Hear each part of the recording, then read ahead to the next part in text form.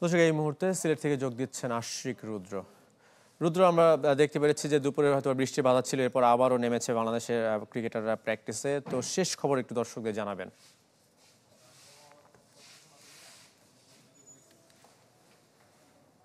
মৃদুল, আজকে কিন্তু সিলেটে বৃষ্টির কারণে অনুশীলনে একটা বড় বাধার সৃষ্টি হয়েছে। বিশেষ করে দুপুরের যে সেশনটা দুপুর 2টা থেকে শুরু হবার কথা ছিল, সেটা কিন্তু 2টার সময় শুরু হতে পারেনি।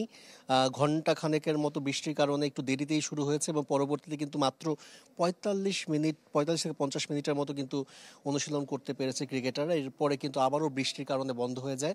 পরবর্তীতে সন্ধ্যার, যেটা আসলে শিডিউলেই ছিল, সন্ধ্যা 7টা থেকে রাত 9টা পর্যন্ত ফ্লাড লাইটের আলোতে প্র্যাকটিসের একটা শিডিউল ছিল। সেই অনুযায়ী কিন্তু 7টা থেকেই অনুশীলন শুরু করেছে ক্রিকেটার এবং আমরা দেখতে পেয়েছি পাশাপাশি দুই নেটে কিন্তু ব্যাটিং করছে। বিশেষ করে বাঁহাতি ব্যাটাররা কিন্তু একটা লম্বা সময় ধরে তারা কিন্তু প্র্যাকটিস করেছে এবং আমরা দেখেছি যে একপাশে পেসারদের এগেনস্টে দুই ওপেনার তানজিদ হাসান তামিম এবং পারভেজ হোসেন ইমন যেমন অনুশীলন করেছে, ঠিক একইভাবে আমরা দেখেছি পাশের নেটে কিন্তু সৌম্য সরকার এবং নাজমুল হোসেন শান্ত স্পিনারদের অ্যাগেনস্টে বেশ লম্বা সময় সেশন করেছে। এবং Julian would pace bowling, Julian would power heating coach, তাকে আমরা দেখেছি কিন্তু বেশ অ্যাক্টিভ এবং তিনি ব্যাটসম্যানদের ভুল ত্রুটিগুলো শুধরে দিচ্ছেন এবং পাওয়ার হিটিং জেনারেট কীভাবে আরও করা যায় সেটা নিয়ে কিন্তু কাজ করছেন। মৃদুল, অসংখ্য ধন্যবাদ রুদ্র আপনাকে। দর্শক, সিলেট থেকে আমাদের সাথে যুক্ত হয়েছিলেন আশিক রুদ্র।